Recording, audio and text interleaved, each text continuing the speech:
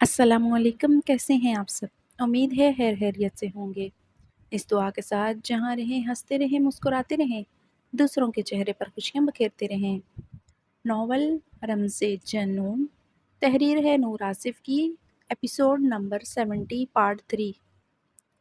اگر آپ میرے چینل پر نئے ہیں تو جلدی سے جا کے میرے چینل کو سبسکرائب کریں۔ آئیں ناول کا آغاز کرتے ہیں۔ لوہے کی چادروں پر برستی فوار اس پر پر اسرار قدیم گھر میں پھیلی عجب سی جامد سکوت کو چیر رہی تھی۔ رات سیاہ تھی، حد درجہ گہری، جیسے کائنات نے آنکھیں موند لی ہوں۔ اس پراسرار گھر کے سناٹے میں فوار کی ہر بوند ایک سرگوشی سی معلوم ہوتی تھی، ایسی سرگوشی جو کسی بیت کا پتہ دیتی ہو مگر اس تک رسائی ممنوع ہو۔ رات سیاہ تاریک، گہری رات مزید ہیبت ناک ہو چکی تھی۔ وہ اسے گود میں اٹھائے گھر میں داخل ہوا تھا۔ وہ کمرے کی جانب بڑھتے اپنے لڑکھڑاتے قدموں پر بمشکل قابو پائے ہوئے تھا۔ وہ اس کی باہوں میں پھر سے ہوش گنوا بیٹھی تھی۔ وہ اسے لیے کمرے میں داخل ہوتے اس کے ہوش و خرد سے بیگانہ وجود کو بے حد نرمی سے بیڈ پر لٹا گیا۔ اس کے حسین نقوش نلاہٹوں کے زیر اثر تھے۔ سردی کی وجہ سے اس کا بدن یخ سر تھا۔ وہ اس کے قریب ہوتے اس کے دودیا قیامت خیز بدن سے اس کا لہنگا بلاؤز نرمی سے اتارتے اس پر گرم کمبل اچھی طرح دے گیا۔ وہ کمرے کے وسط میں بڑھتے پنجوں کے بل بیٹھتے آتش دان میں لکڑیاں سیٹ کرتے انہیں آگ لگانے لگا۔ تھوڑی سی تگ و دو کرنے سے آتش دان میں آگ بھڑکی تھی، ویسے ہی آگ جو اس کے وجود میں بڑک رہی تھی، مگر چنگاریاں اٹھتے دکھائی نہ دے رہی تھیں۔ وہ جانتا تھا اسے جلنا تھا، خاموشی سے جلنا تھا، بے حد جلنا تھا۔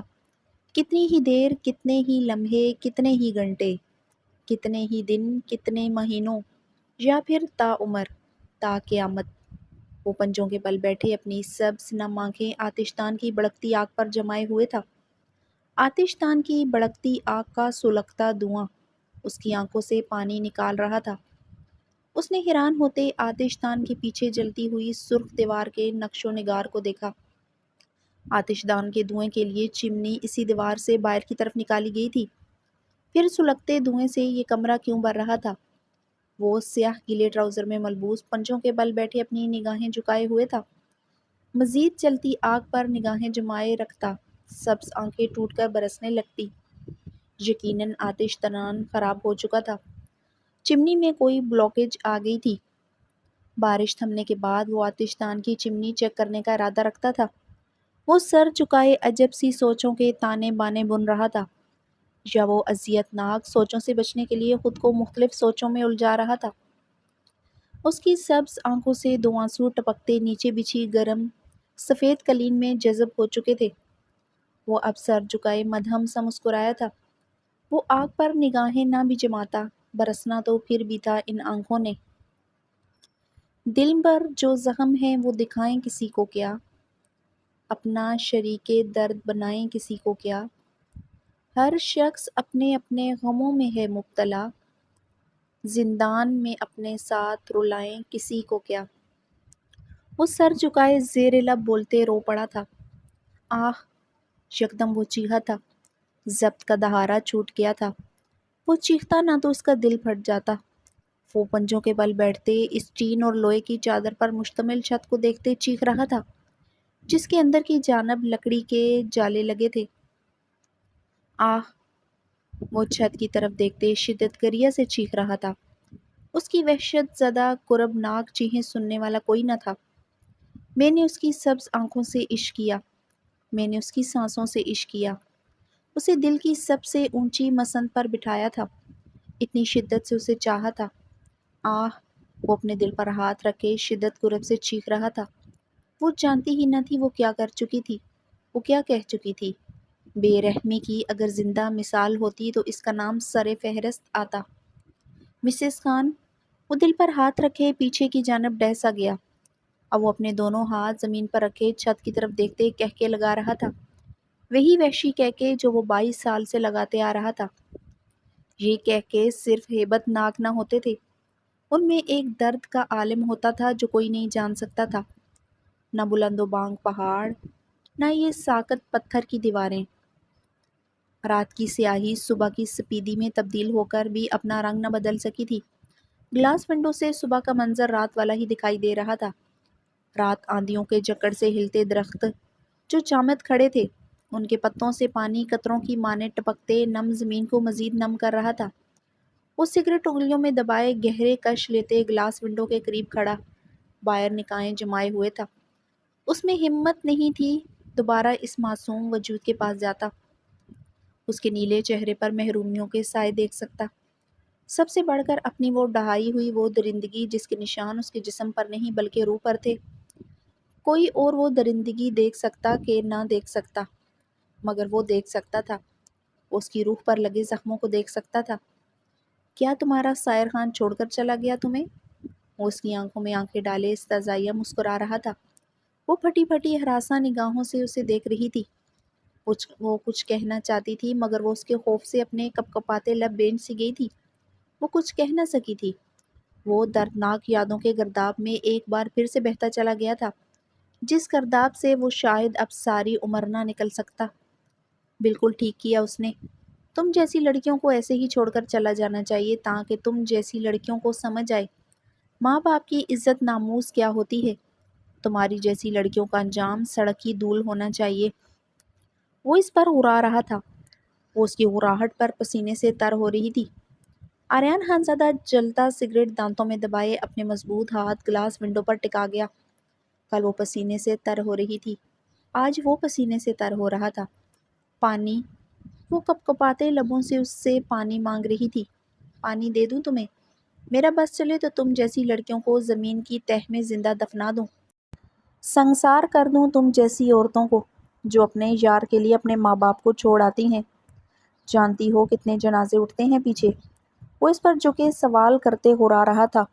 اس کے معصوم دل کی تیز ہوتی دھڑکن اسے بخوبی سنائی دے رہی تھی۔ وہ تب سمجھ نہ سکا تھا جب معصوم دل ٹوٹتا ہے تو دلوں کے جنازے اٹھتے ہیں، دلوں کے جنازے کندھوں پر اٹھائے نہیں جاتے۔ وہ گلاس ونڈو سے دیکھتے اب اپنے ایک ہاتھ سے اپنا کندھا دبا رہا تھا۔ رات سے اعصاب بہت بھاری ہو چکے تھے، عجب سا بوجھ ان اعصابوں پر۔ وہ اب تھوڑا سا جھکے گلاس ونڈو سے نظر آتے درخت کی ایک شاخ سے جھولتے گھونسلے کو دیکھ رہا تھا۔ رات کا طوفان کسی معصوم سے پرندے کا آشیانہ بکھیر چکا تھا۔ وہ مزید قریب ہوتے گلاس ونڈو سے باہر دیکھنے لگا۔ ہمالیہ بلبل۔ وہ اس کے بکھرے گھونسلے کو نم آنکھوں سے دیکھنے لگا۔ وہ سریلی آواز نکالنے والا بلبل نیچے زمین پر جمع ہوئے پانی میں بے جان سا تیر رہا تھا۔ اس کی سبز آنکھیں پھر سے برسی تھیں۔ کہیں آشیانے بکھر گئے تھے، کہیں دل بنجر ہو گئے تھے۔ رات کا طوفان واقعی میں خطرناک تھا۔ ایک بار پھر سے اس اذیتناک یادوں کا ریلا آیا جو برسات بن کر اس کی آنکھوں سے بہنے لگا تھا۔ کتنی نسلیں برباد ہوتی ہیں۔ آنسوؤں کا سیلاب آتا ہے مسکان، آنسوؤں کا سیلاب آتا ہے جس میں سب کچھ ڈوب جاتا ہے، وہ عزت بھی جسے کمانے میں برسوں لگ جاتے ہیں۔ مگر تم جیسی لڑکیاں اپنے یار کے لیے وہ عزت اپنے قدموں تلے روند کر چلی جاتی ہیں۔ آنسوؤں کا سیلاب آ چکا تھا اور وہ ڈوب رہا تھا، وہ ڈوب چکا تھا۔ آہ! وہ گلاس ونڈو پر ہاتھ مارتے چیخا۔ آہ! وہ اپنا ہاتھ گلاس ونڈو پر مارتا ہی جا رہا تھا۔ نہ گلاس ونڈو کا شیشہ تڑک رہا تھا نہ اس کا ہاتھ ٹوٹ رہا تھا۔ آہ! وہ درد و کرب سے شیشے پر ہاتھ مارتے چیختا جا رہا تھا۔ اس کے ہاتھ سے خون ٹپکنے لگا تھا۔ ونڈو کا گلاس داغدار ہو رہا تھا۔ اس پر چمکتے سرخ دھبے رونما ہونے لگے تھے۔ وہ ان سرخ دھبوں کو دیکھتے اپنے ہوش کھو رہا تھا۔ تمہیں میری پاکی کا ثبوت نہ ملتا تو کیا میں تمہاری نگاہوں میں بد کردار رہتی؟ میں چیخ چیخ کر کہتی رہتی، مجھے تم سے پہلے کسی نے نہیں چھوا، تم مجھ پر یقین نہ کرتے، ہے نا؟ وہ شیشے پر ابھرے سرخ دھبوں کو دیکھتے اپنے بال مٹھیوں میں جکڑے ہوش کھو رہا تھا۔ اسے یہ کمرہ، دیواریں، یہ چھت، سب کچھ گھومتا محسوس ہو رہا تھا۔ برسوں پہلے اس خوفناک رات میں 10 سالہ آریان نے اپنے ہوش نہ کھوئے تھے، مگر 22 سال بعد آریان خانزادہ اپنے ہوش کھو رہا تھا۔ وقت کی ستم ظریفی اتنی بے رحم نہیں ہوتی جتنی بے درد لفظوں کی ستم ظریفی بے رحم ہوتی ہے۔ وہ اپنے بولے گئے لفظ کی صفاکی نہ بھول پا رہا تھا، تو وہ کیسے بھول پائے گی؟ یہی ایک سوچ، یہی ایک بات اس سے اس کے خواص چھین رہے تھے۔ اس کی سبز دھندلی آنکھیں گلاس پر ٹھہرے ان سرخ بوندوں پر ٹھہر گئی تھی جو اس کی آنکھوں کی سرخی بڑھا چکے تھے۔ اسے نہیں پتا تھا اسے کبھی یہ سرخ رنگ اتنی شدت سے اسے کاٹے گا کہ وہ ٹکڑوں میں تقسیم ہونے لگے گا۔ وہ پڑھا لکھا تھا، وہ ایک عام جاہل مرد نہ تھا، مگر آج وہ خود کو زمانہ جاہلیت کے اس دور میں کھڑا پا رہا تھا جہاں عورت کی کوئی ویلیو نہ تھی۔ وہ سب جانتا تھا، عورت کے کردار کے پاک ہونے کے لیے ان ناپائیدار ثبوتوں کی ضرورت نہیں ہوتی، نہ سائنسی اعتبار سے نہ اسلامی اعتبار سے۔ پھر بھی اس نے یقین کیا تو اس ناپائیدار سے ثبوت جس کی کوئی حیثیت کوئی وقت نہ تھی، اگر یہ سب نہ ہوتا اس کے لیے ناقابل اعتبار رہتی۔ ٹھیک ہی تو کہا تھا اس نے۔ شازمہ خان نے اس کی ایسی تربیت نہ کی تھی، پھر بھی کیوں ایسا بن گیا کہ وہ مرد کی سطح سے کیا تو انسانیت کی سطح کے سب سے نچلے گڑھے میں گر گیا۔ وہ جس بھی ٹراما سے گزرا ہو، کیا اسے حق تھا اس کی لپیٹ میں کسی بھی عورت کو لیتا؟ وہ کسی بھی سڑک پر کسی کو بھی پکارتی؟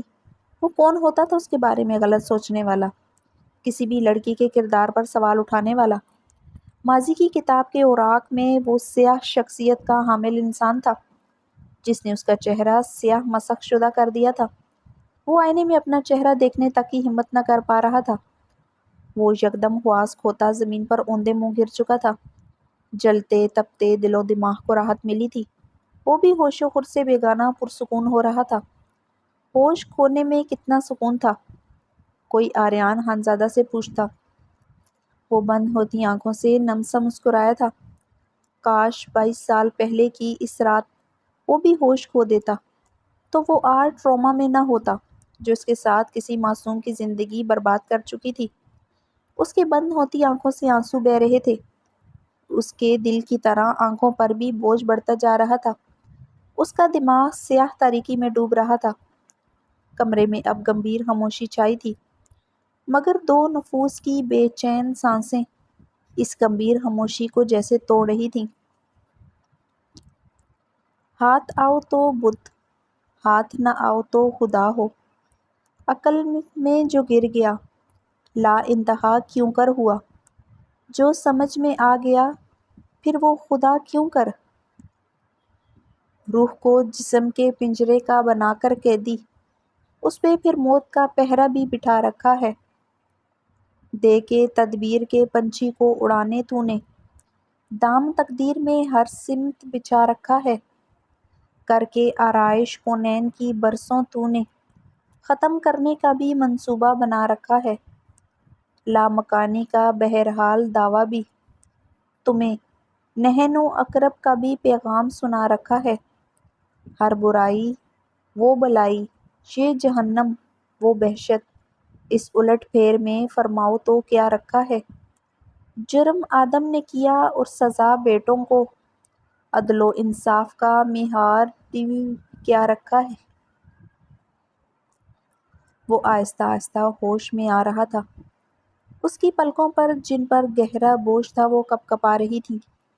مسز خان، اس کے لب آہستگی سے پھڑپھڑائے تھے۔ ہوش میں آتے اس کے لبوں پر اسی دشمن جان کا نام تھا۔ وہ اس کے خواص سلب کرنے کی طاقت رکھتی تھی۔ چار چار قبریں اس کے خواص نہ چھین سکیں، مگر اس کے چند لفظ اس کی سانس بند کر گئے تھے۔ وہ اپنی متورم آنکھیں کھولتے سیدھا ہوا تھا۔ کمرے میں ہنکی کا تاثر ختم ہو چکا تھا۔ کمرہ شدید گرم تھا، اسی لیے وہ بھی پسینے سے نہلایا تھا۔ اس کے بال سلکی بال پسینے سے نم تھے۔ وہ اپنے زخمی ہاتھ سے بالوں میں انگلیاں پھیرنے لگا۔ مسز خان، اس کے لب کپ کپا رہے تھے۔ وہ اپنے سرخ سبز آنکھیں اپنی ہتھیلیوں سے مسلتے ہوئے اپنے کمزور ناتواں بدن کو سنبھالتے ہوئے اپنے پیروں پر وزن ڈال گیا۔ اس کا مضبوط جسم کپ کپا رہا تھا۔ کیوں وہ آخر اس گرم کمرے میں سوکھے پتے کی مانند کانپ رہا تھا؟ وہ تو بہت مضبوط تھا۔ وہ جانتا تھا وہ بیڈ پر لیٹی اس بے رحم عورت کی آنکھیں جن میں کوئی رہتا تھا، جن آنکھوں سے عشق تھا، اب کیسے وہ ان آنکھوں میں دیکھ سکتا تھا؟ کیا آنکھ مچولی کا یہ کھیل اب ساری عمر چلنا تھا؟ وہ خود کو گھسیٹتا ہوا اس بے رحم سفاک عورت تک پہنچا۔ سفاک بے رحم تو وہ تھا، ابن آدم۔ مگر وہ ہوا کی بیٹی اسے آخر کیوں خود سے زیادہ شفاق بے رحم لگ رہی تھی۔ وہ اس کی طرف بڑھتے، اس کے قریب بیٹھے، اس کی نرم ہتھیلی جکڑے اپنے ٹھنڈے کپ کپاتے ہاتھوں سے مسلنے لگا۔ وہ اس کی نرم گلابی ہتھیلی مسلتے اس کے حسین نقوش پر نگاہیں گاڑ گیا، جن میں اپنی لاہٹیں ختم ہو چکی تھیں۔ آریان خانزادہ نے جھکتے ہوئے اس کی گردن پر ہاتھ رکھا۔ اس کا بدن مکمل حدت پکڑ چکا تھا۔ اس کی کنپٹی پر کمرے میں گرمی کی حدت کی وجہ سے پسینے کی بوندیں بھی بہہ رہی تھیں۔ آریان خانزادہ نے رخ پلٹتے ہوئے اپنی دونوں ہتھیلیاں آپس میں مس لیں۔ اس کا جسم اب ٹھنڈا ہو رہا تھا، وہ نم سا ہو رہا تھا، اس کا بدن کپ کپا رہا تھا۔ وہ بیڈ سے پاؤں لٹکائے اپنی دونوں ہتھیلیاں آپس میں رگڑتے ہوئے جلتے آتش دان پر نگاہیں جما گیا۔ اسے حدت کی ضرورت تھی۔ اس کی روح کی طرح اس کا جسم بھی ٹھنڈا پڑ رہا تھا، مگر اسے گرمی کے لیے اس آگ کی ضرورت نہ تھی۔ اگر ہوتی تو اب تک اس کا جسم حدت نہ پکڑ لیتا۔ وہ اتنی دیر سے آگ کے قریب ہی نیم بے ہوش پڑا تھا۔ وہ اپنی ہتھیلیوں کو آپس میں رگڑتے ہوئے رخ موڑے اس نازک وجود پر نگاہیں جما گیا جس کی اسے اشد ضرورت تھی۔ اگر اس کے بدن کی گرمی اس کی نرم آغوش نہ ملتی تو وہ جان سے بھی جا سکتا تھا۔ وہ آہستگی سے اس کے قریب ہوتے اس پر سے کمبل سرکائے، اس کے قریب لیٹے، اس کے پہلو پر ہاتھ جما اس کے سینے پر سر رکھ گیا تھا۔ وہ اس کے نازک وجود پر اپنا مکمل وزن ڈالے اس کے ساتھ لپٹا ہوا تھا۔ وہ ہوش میں ہوتی وہ کبھی اس پر مکمل وزن نہ ڈالتا، نہ کبھی آج تک ڈالا تھا۔ وہ اس کے ذرا سا قریب آنے پر ہوش کھونے لگتی تھی۔ اب جب کہ ہوش میں نہیں تھی تو وہ اس پر اپنا تمام بوجھ ڈال گیا تھا۔ نہ اس نازک وجود کی سانسیں گھٹی تھی، نہ دھڑکنیں رکی تھی۔ وہ زیر لب مدھم سا مسکرایا تھا۔ Drama queen. وہ اس کی دھڑکنوں کو میانہ روی سے چلتے محسوس کرتے بڑبڑایا تھا۔ وہ اوپر ہوتے اس کی گردن میں اپنا چہرہ چھپا گیا۔ سکون کی لہریں اس کے وجود میں اتر رہی تھی۔ وہ اپنے بدن کی گرمی سے اس کے جسم کو گرمی پہنچا رہی تھی۔ اس نازک وجود کے پاس اس کی ہر بے چینی، ہر بے سکونی کی دوا تھی۔ ابھی تھوڑی دیر پہلے وہ مر رہا تھا، اب وہ پھر سے جی اٹھا تھا۔ اس کے پرنم سے لب دیوانہ وار اس کی گردن کو چھو رہے تھے۔ اس کی دودیا چمکتی گردن کو شدت سے چوم رہا تھا۔ اس کے لب عقیدت سے اس کی گردن کو چومتے اس کے حسین نقوش کو چھونے لگے۔ وہ اس پر مکمل سایہ فگن ہوتے اس کے ایک ایک نقش پر لب رکھنے لگا۔ اس کا ایک لمس بھی یاد نہیں اس نے کبھی دیا ہی نہیں۔ وہ یہ لفظ ادا کرتے ہنس رہی تھی۔ وہ اس کے لفظ یاد کرتے ہنس بھی نہ سکا تھا۔ اس کے اگلے لفظ اس پر لاوا جو انڈیل چکے تھے، اس وقت بھی اور اس وقت بھی۔ رخصت بھی ہوئی تھی مگر وہ پھر بھی میرے قریب نہیں آیا۔ میں اس کی قربت پانے کے لیے اس کے آگے گڑ گڑائی بھی تھی، گر وہ پھر بھی میرے قریب نہیں آیا۔ وہ اسے شدت سے چوم رہا تھا اور وہ نم ہو رہی تھی۔ اس کے پرحدت لب اس نازک وجود کے نقوش کو نرم کر چکے تھے، سبز آنکھوں سے دریا جو بہہ رہے تھے۔ مسز خان، تم صرف میری ہو، تم صرف میری ہو، ایک بار کہہ دو تم صرف اس وحشی درندے کی ہو، اس بلڈ تھرسٹ بیسٹ کی ہو۔ وہ آنسوؤں سے خاموش التجائیں کرنے لگا۔ اس کے نقوش کو چومتے اس کے گلابی لب کو اپنے لبوں میں دبا گیا۔ وہ دل کی گہرائیوں سے مانتا تھا، اس کے ہر نقش کو چھونے والا وہ پہلا مرد تھا، وہ آخری بھی رہنے والا تھا۔ مگر پھر بھی وہ اسے زحم کیوں نہیں ہو رہا تھا؟ وہ اس کی ہے، صرف اس کی ہے۔ جو مر گیا تھا اس کا وجود نہیں تھا، وہ آج تک تھا، اور جو تھا وہ کہیں نہ تھا۔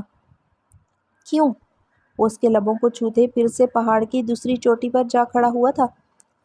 میں نے کبھی کسی سے اتنی محبت نہیں کی جتنی اس سے کرتی تھی، عشق کرتی تھی اس سے۔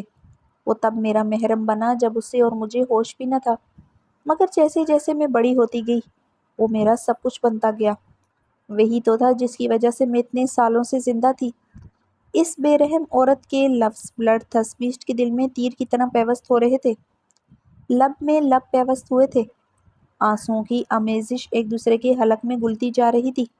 وہ اس کے لبوں کو چھوڑتے اس کی گردن کو چومتے اس کے دل کے مقام پر آ کر رک گیا تھا۔ ان دھڑکنوں کی دک دک پر وہ ہمیشہ اپنے خوف کی دمک سنتا آیا تھا۔ آج ان دھڑکنوں کے رقص پر اسے ایک ہی نام گونجتا محسوس ہو رہا تھا، ساحر، ساحر، یا شاید یہ نام اس کے لیے کسی نائٹ میئر سے کم نہ تھا۔ وہ کل بھی اس نام سے خوف کھاتا تھا اور آج بھی اس نام سے خوف آتا تھا۔ کچھ لوگ مر کر بھی نہیں مرتے، وہ اس بات پر آج یقین کر چکا تھا۔ وہ اس کے دل کے مقام پر لب رکھتے کسی ننھے بچے کی مانند اس کے ساتھ شدت سے لپٹا تھا۔ وہ اس کے گرد اپنے بازو سختی سے جمائے اس کے سینے پر سر رکھے ہوئے تھا۔ تم میری ہو مسز خان، صرف میری، مسز خان۔ اس کے لب دیوانگی کے عالم میں اس کے دل کے مقام پر برستے انہی لفظوں کی مالا جپ رہے تھے۔ وہ شدت سے اس کی برہنہ گہرائیوں، اس کے جسم کے ہر حصے کو لبوں سے چھو رہا تھا۔ اس کی دیوانگی، اس کے نرم گرم بوسوں کی شدت اس کے پور پور کو سلگا رہی تھی۔ وہ اس کے گرم لمس کی تاب نہ لاتے ہوئے ہوش میں آ چکی تھی۔ وہ اس پر جھکا اس کے پیٹ کو بے حد نرمی سے اپنے لبوں سے چھو رہا تھا۔ وہ اس کے پیٹ کو نرمی سے اپنے لبوں سے چھوتے اوپر کی جانب بڑھتے اس کی گردن میں ایک بار پھر سے اپنا چہرہ چھپا گیا۔ زرمش کا بدن کپ کپا اٹھا تھا۔ وہ اپنے چہرے اور گردن پر مانوس لمس اور اس کی مخصوص مردانہ خوشبو محسوس کرتے اپنی آنکھیں میچ گئی۔ دل کی دھڑکن شدید تیز ہوئی تھی۔ بلڈ تھس بیسٹ کی عجب سی خوشبو اس کے اعصابوں پر سوار ہوئی تھی۔ وہ سلیپنگ پیرالائز کا شکار ہوئی تھی۔ وہ چاہ کر بھی اپنی آنکھیں کھول نہیں پا رہی تھی، یا وہ کھولنا نہیں چاہتی تھی۔ اس کا نم بدن پسینے میں بھیگ چکا تھا۔ اس کے قہقہوں کی وحشت کے ساتھ ساتھ وہ اب بلڈ تھس بیسٹ کی قربت سے بھی ڈرنے لگی تھی۔ وہ اس کے جسم میں حرکت محسوس کرتے اپنا چہرہ اس کی گردن سے نکالتے اس کی حسین نقوش پر گاڑ گیا۔ وہ سختی سے اپنی آنکھیں میچے ہوئے تھی۔ وہ اسی لمحے اس کے اوپر سے اٹھتے اس کے قریب بیٹھے اس کے سلکی بالوں میں نرمی سمریاں پھیلنے لگا۔ کمبل وہ اچھی طرح اس کی گردن تک کر گیا تھا، مگر وہ پھر بھی کمبل کو دونوں مٹھیوں سے جکڑ گئی تھی۔ مسز خان، اٹھو، اٹھو، وہ ملائمت سے بولتے اس پر جھکتے اس کے لبوں پر لب رکھ گیا۔ زرمش نے اس کے نرم لہجے پر بے یقینی سے آنکھیں کھولتے اسے دیکھا تھا۔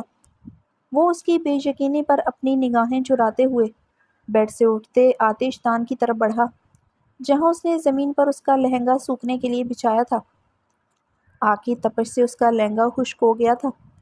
وہ لہنگا اور بلاؤز اٹھائے اس کی طرف آہستگی سے بڑھا۔ وہ اس کی کمر میں ہاتھ ڈالتے اسے نرمی سے بٹھاتے اسے وہ بلاؤز اور لہنگا زیب تن کروا گیا۔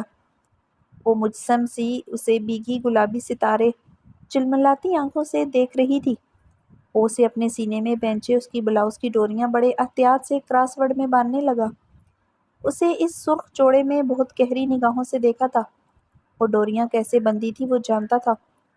وہ اسے اپنے سینے میں بینچے اس کی کستوری خوشبو اپنی سانسوں میں اتارتے ہوئے وہ موتیوں کی نازک ڈوریاں نرمی سے باندھ رہا تھا۔ اب اس نازک صحمے سے وجود کی دھڑکنیں بہت تیزی سے چل رہی تھیں۔ وہ پوری کوشش کر رہا تھا وہ اس کی قربت سے اس کے لمس سے پینک نہ ہو۔ وہ اسے خود کے ساتھ لپٹائے ہوئے بھی اس کی نازکی کو محسوس نہ کر رہا تھا۔ وہ اسے اس لیے اس طرح چھو رہا تھا کہیں وہ اس کی قربت اس کے لمس کو ہوس کا نام نہ دے دے۔ اسے ایک بات تو سمجھ آئی تھی، جسموں کے ملاپ سے پہلے دلوں کا ملاپ زیادہ معنی رکھتا ہے۔ وہ اس کے برہنہ کندھوں کو بہت نرمی معتبر طریقے سے چھو رہا تھا۔ وہ اس کے چھونے سے بار بار تھر تھرانے سی لگتی۔ اگر وہ مقابل کے لمس میں چھپے عقیدت اور معتبر پن کو محسوس کر لیتی، کبھی یوں نہ گھبراتی۔ یہ لباس اس لیے پہنایا ہے، یہاں کچھ اور نہیں پہننے کو۔ تمہارا اترا ہوا لباس رات سے واش روم کے ٹب میں تیر رہا ہے۔ میرے پاس صرف ایک اضافی کوٹ ہی ہے، وہ بھی ڈریس پینٹ کے اوپر پہننے والا۔ اگر تم اس میں کمفرٹیبل محسوس نہ کرتی، اس لیے یہ لباس پہنایا۔ رات کو جب سونا ہوا یہ اتار دینا۔ وہ اس سے الگ ہوتے اس کے گال پر ہاتھ رکھ کے اسے دیکھنے لگا۔ لباس اتارنے والی بات پر وہ سرخ ہوئی تھی۔ آریان نے اس کے گالوں کی سرخی کو گہری اور نم نگاہوں سے دیکھا۔ مقابل کے گال اس کے لیے اوبسیشن تھے، جن پر وہ کبھی کتنی بار بے دردی سے ہاتھ اٹھا چکا تھا۔ کل رات بھی تو ہاتھ اٹھانے لگا تھا۔ وہ کل رات یاد کرتے اذیت سے مسکراتے اپنی نگاہیں جھکا گیا۔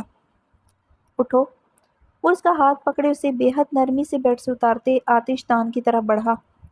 وہ اس کے نرم حصار پر بے حد خاموشی سے اس کے ساتھ آتش دان کی طرف بڑھ گئی۔ آریان نے اسے آتش دان کے پاس پڑے فلور کشن پر بٹھایا۔ تم یہاں بیٹھو، میں تمہارے کھانے کے لیے کچھ لاتا ہوں، وہ نرمی سے کہتے کمرے سے نکل گیا تھا۔ وہ خاموشی سے اپنی نگاہیں آتش دان کی جلتی کڑکتی سلگتی لکڑیوں پر جما گئی تھی۔ آریان نے لانچ میں رکھے ایک پیکٹ سے کچھ فش برگر اور چکن سینڈوچ جو فوائل پیپر میں لپٹے ہوئے فل پیکڈ تھے وہ انہیں ڈسپوزل پلیٹ میں نکالنے لگا۔ وہ اپنے ساتھ کچھ ریڈی میڈ فوڈ آئٹمز اور کچھ گروسری کے پروڈکٹ لایا تھا تاکہ کچھ دن یہاں آرام سے نکال سکے۔ وہ اس کے لیے چکن سینڈوچ اور اپنے لیے فش برگر پلیٹ میں رکھے ایک منرل واٹر کی بوتل لیے کمرے کی طرف بڑھا۔ وہ کمرے میں داخل ہوتے اس کے سامنے ہی رکھے اونچے سے فلور کشن پر بیٹھا۔ وہ اسے ایک نگاہ دے کر اپنی ہیزل گرے قاتلانہ آنکھیں جلدی آگ پر جما گئی۔ وہ کچھ دیر اس کے چہرے کے تاثرات کو بغور دیکھتے انہیں پڑھنے کی کوشش کرنے لگا۔ وہ گپ چپ مہر بے لب تھی، رات کی کسی بات کا شائبہ تک نہ تھا، ویسے ہی پرسکون تھی جیسے اس کمرے اس گھر کی ہر چیز پرسکون تھی، جیسے باہر درخت، دریا، پہاڑ سب پرسکون سے تھے۔ وہ بھی تو پرسکون دکھ رہا تھا مگر وہ پرسکون نہ تھا، وہ بے حد بے چین تھا، وہ تو اندر سے مر رہا تھا۔ مقابل کا سکون اور خاموشی کیا کسی گہرے طوفان کی آمد تھی؟ وہ اس کے حسین نقوش کو دیکھتے سوچ رہا تھا، من پسند عورت صرف بے رحم نہیں ہوتی بلکہ نہ سمجھ میں آنے والی وہ پہلی ہوتی ہے جسے مرد کبھی نہیں سمجھ سکتا۔ وہ انڈر کور ایجنٹ تھا، منٹوں میں دشمنوں کو اپنے بوٹ چٹانے پر مجبور کر دیتا، اس کی پلاننگ اپنے شاطر دماغ سے آنکھ میں جھونک دیتا، مگر ہر بار وہ اس عورت کے آگے ہار جاتا تھا، اسے پڑھ ہی نہ پاتا تھا۔ سامنے بیٹھی وہ عورت کیمسٹری کی وہ موٹی کتاب تھی جس کے فارمولوں میں وہ الجھ کر اپنی سدھ بدھ کھونے لگتا تھا۔ Not every woman has the power to drive a man crazy۔ وہ اس بات کو مانتا تھا، ضرورت سے زیادہ مانتا تھا۔ A man loses his mind for the woman he loves۔ وہ اس بات کو بھی مانتا تھا، شدت سے مانتا تھا۔ وہ اسے بغور دیکھتے فوائل پیپر میں لپٹے سینڈوچ کو کھولتے اس کے منہ کی طرف بڑھا گیا۔ زرمش نے اس کی سبز آنکھوں میں دیکھا تھا، دونوں کی نگاہیں چار ہوئی تھیں، کوئی قیامت تو نہ آئی تھی مگر بلڈ تھسپیچ کا دل دھڑکا تھا، شدت سے دھڑکا تھا، مگر وہ اسے بے تاثر نگاہوں سے دیکھ رہی تھی۔ وہ اپنا منہ کھولتے اپنے موتیوں جیسے دانتوں سے ذرا سا سینڈوچ کترتے اسے چبانے لگی۔ وہ اسے گہری نگاہوں سے دیکھتے ہوئے اب اپنا فش برگر فوائل پیپر سے نکالتے کھانے لگا۔ وہ اس کے ہاتھوں سے سینڈوچ کی چھوٹی چھوٹی بائٹ لے رہی تھی۔ سچ میں سکوت تھا، ہر جگہ گہرا سکوت تھا۔ جلتی آگ کی تپش میں بھی ایک سکوت سا تھا، آگ کے تڑتڑانے کی آواز تک نہ آ رہی تھی۔ وہ اپنا سینڈوچ مکمل کر چکی تھی، وہ بھی اپنا فش برگر ختم کر چکا تھا۔ وہ اب اس کے لبوں سے پانی کی بوتل لگائے ہوئے تھا، وہ خاموشی سے گھونٹ گھونٹ پانی پی رہی تھی۔ وہ اسے پانی پلانے کے بعد وہی بوتل اپنے لبوں سے لگا گیا۔ وہ فلور کشن سے اٹھتے ڈریسنگ ٹیبل پر رکھے اپنے ایک پیکٹ کی طرف بڑھا جس میں وہ میڈیسن کا اسٹاک بھی ساتھ لایا تھا۔ وہ ایک خطرناک آفیسر تھا، اپنا ہر کام وہ پرفیکٹ کرتا تھا، اپنے پیچھے کسی طرح کے نشان نہ چھوڑتا تھا۔ وہ گولیوں کے پتے سے ایک گولی نکالتے زرمش کی طرف بڑھا، جھکتے ہوئے اس کی نگاہوں میں اپنی نگاہیں گاڑے اپنی چوڑی ہتھیلی اس کے سامنے پھیلا گیا۔ وہ اس کی طرف دیکھتے اس کی ہتھیلی سے گولی اٹھاتے اپنی زبان پر رکھ گئی تھی۔ وہ اسے پانی کی بوتل پکڑا گیا، وہ گھونٹ گھونٹ بھرتے وہ گولی نگل گئی۔ ہر درد کا علاج دوا نہیں ہوتی مسز خان، کچھ دردوں کا علاج ایک مسکراہٹ بھی ہوتی ہے۔ مسکرا دو مسز خان تاکہ یہاں بھی دل کے درد کو کچھ آرام مل سکے۔ وہ اپنی چٹانی سینے پر ہاتھ رکھ کے مسکراتے ہوئے التجا کر گیا۔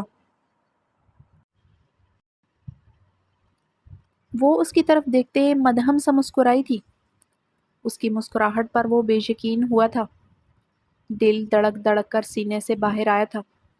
وہ مسکرائی تھی، وہ بے یقین تھا مگر وہ مسکرائی تھی۔